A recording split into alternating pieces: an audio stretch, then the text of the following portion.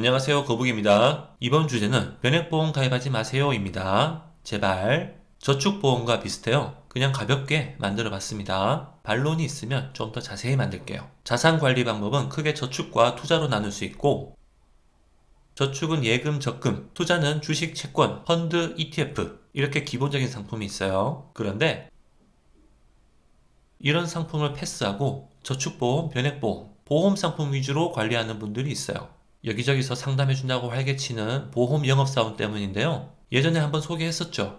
보험 사기에 가깝습니다. 제가 변액보험 가입하신 분들께 여쭤봤어요. 투자 방법을 아세요? 아니요. 그런데 왜 가입하셨어요? 보험 영업사원이 좋다고 추천해서요. 대부분 이런 대답이 나옵니다. 이런 상품인 줄 알면 가입했겠냐면서 오히려 제게 화를 내는 분도 계셨어요. 정리하면 투자 방법을 알면 변액보험에 가입하지 않아요. 있을 수 없는 일입니다. 보험 영업사원들이 투자를 할 줄 모르는 사람들에게 좋은 투자 상품이라며 팔고 있는 겁니다. 변액보험에 가입해도 잘 관리하면 수익이 난다? 보험 영업사원들은 이렇게 말하죠. 수익 안 난다고 한 사람은 없습니다. 수익이 항상 적은 게 문제예요. 사기꾼들이 이런 거 잘해요. 논점 흐리기. 지금부터 변액보험은 수익이 왜 적게 나는지 살펴볼게요. 투자 상품 기초. 삼성전자 최근에 이슈가 된 주식이죠. 초보분들도 많이 샀어요. 투자는 이렇게 그냥 사면 됩니다. 처음에는 소액으로 일단 던지는 거예요. 쉽죠? 이렇게 종목을 직접 골라서 사고 파는 것을 직접 투자라고 해요. 간접 투자는 이름에서 알 수 있듯이 전문 운용 인력에게 맡기는 겁니다. 대신 비용이 있겠죠. 간접 투자는 이 투자 비용을 줄이는 게 매우 중요해요. 간접 투자 상품 비용 문제. 비용은 판매 비용, 운용 비용 이렇게 나눌 수 있고요. 운용 비용은 크게 차이가 나지 않는데 판매 비용은 차이가 많이 납니다. 저축보험 동영상에서도 말씀드렸는데 보험은 단위가 달라요. 증권 쪽은 0.1%, 0.01% 이런 수준에서 고민하는데 보험은 그냥 10%를 때려버려요. 국가가 주는 세금 혜택으로 갑질 장사하는 곳이죠. 이런 곳에 세금 혜택을 주면 안 됩니다. 그리고 이 비용 대부분은 영업사원 판매 수당으로 사용되죠. 보험사와 영업사원에게 참 좋은 상품이에요. 반대로 가입자에게는 안 좋은 영향을 줍니다.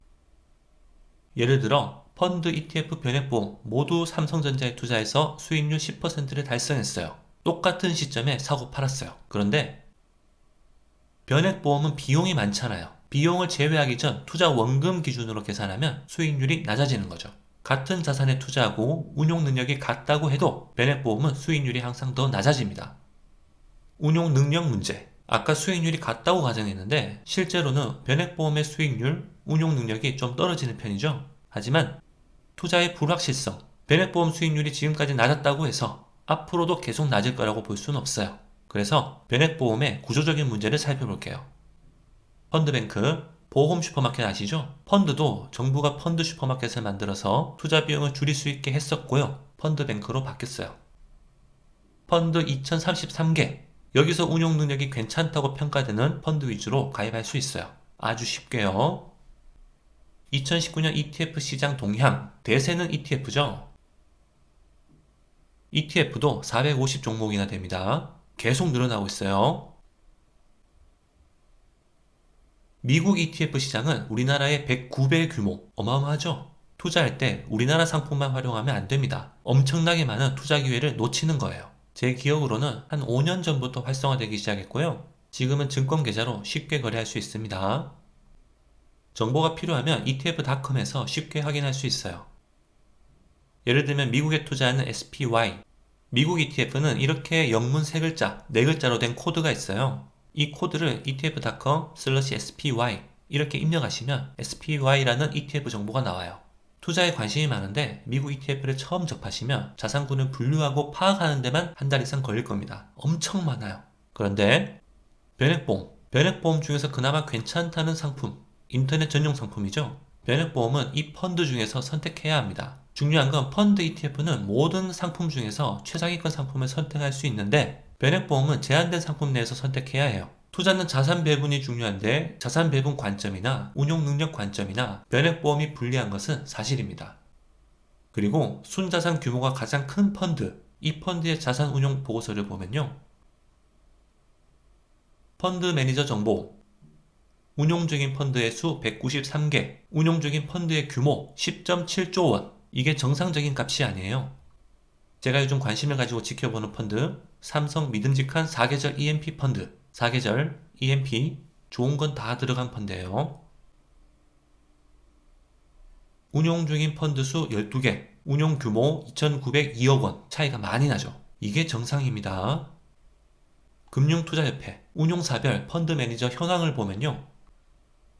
펀드 매니저 1인당 평균, 펀드 수 6개, 펀드 규모 3,537억 원. 펀드 매니저님의 운용 능력을 말하는 것이 아니라 정상적인 상황이 아니라는 겁니다. 변액보험처럼 폐쇄적인 구조의 상품, 이미 잡힌 물고기죠. 가입자의 선택이 제한되는 상황이니까 이렇게 할 수 있는 거죠. 다시 말씀드리지만 운용 능력이 아니라 구조적인 문제를 말씀드리는 거예요. 이런 상황에서는 상위 펀드 ETF와 비교할 때 변액보험의 수익률은 앞으로도 낮을 확률이 매우 높습니다. 저는 그렇게 생각합니다. 세금 문제. 변액보험은 비과세 아닌가요? 보험사 연금만 비과세인 것이 아니에요. 제도가 많이 바뀌었어요. 연금저축계좌, IRP로 불리는 개인형 퇴직연금 계좌로 투자해도 세액공제 혜택을 안 받으면 비과세입니다. 나중에 연금 동영상에서 설명해 드릴게요.